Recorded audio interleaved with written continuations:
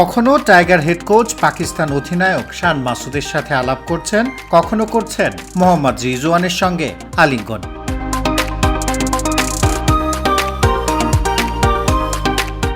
টাইগারদের spin bowling coach Mushtaq আহমেদকে দেখে তো শ্রদ্ধা অবনত হলেন মোহাম্মদ আব্বাস, নোমান আলী ও সাজিদ খানরা। আব্বাস পেসার হলেও বাকি দুজনের রোল স্পিন বোলিং। সেক্ষেত্রে স্বদেশি লিজেন্ডকে দেখে একটু শিখে নেবার চেষ্টা আর কি। এই ছবিটা দেখুন, মুশফিকুর রহিমের সঙ্গে পাকিস্তানের সাপোর্ট স্টাফের এক সদস্য। দেখে কে বলবে দুজন দুই ভিন্ন দেশ, ভিন্ন দলের প্রতিনিধি। এমন ছবি সচরাচর দেখা যায় না। তবে মিরপুরে আজ একই সময়ে বাংলাদেশ ও পাকিস্তান দল আসে অনুশীলনে। তাই দুই দলের প্রতিনিধিদের দেখা হয়েছে কোথাও মাঠের লড়াইয়ে প্রতিদ্বন্দ্বী, তবে মাঠের বাইরে সবার সঙ্গে আছে হৃদ্যতা। তার প্রমাণই যেন মিলল। তবে মাঠে দিতে হবে নিজেদের সেরাটা। টাইগারদের সেই চিন্তাও আছে মাথায়। ব্যাটিং বোলিং তো আছেই, ফিল্ডিংটা 10-এ 10 পাওয়ার মতো করতে হবে। তাই সিরিয়াস ড্রিল চলল। চ্যালেঞ্জ নিলেন ক্রিকেটাররা, যেখানে লিটন এবাদতরা জিতে পেলেন পুরস্কারও।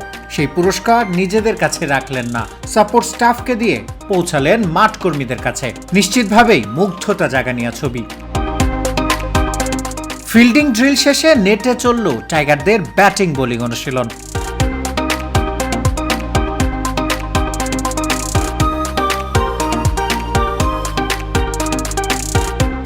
যেখানে নিশ্চিতভাবে সবচেয়ে রোমাঞ্চিত তানজিদ হাসান তামিম ও অমিত হাসান। তানজিদ হাসান তামিম প্রথম টেস্ট খেলার অপেক্ষায়, অমিত হাসানের প্রথমবারের মতো আন্তর্জাতিক ক্রিকেট খেলার স্বাদ পাবার অপেক্ষা।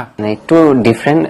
অন্য ক্ষেত্রে দেখা যায় অন্যান্য সময় ড্রেসিং রুম শেয়ার করেছি, কিন্তু ন্যাশনাল টিমের ড্রেসিং রুমটা একটু ডিফারেন্ট, যেটা মানে একটু অন্যরকম ভালো লাগে। ফেভারিট প্লেয়ার আমি সবসময় বলে আসছি, আমি ছোটবেলা থেকে মুশফিক ভাইকে ফলো করি, তো মুশফিকুর রহিম।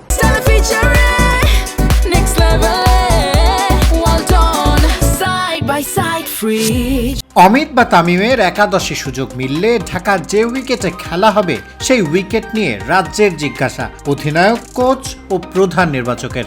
আর সেসবের উত্তর দিতে যেন ক্লান্তি নেই পিচ কিউরেটর টনি হেমিংয়ের।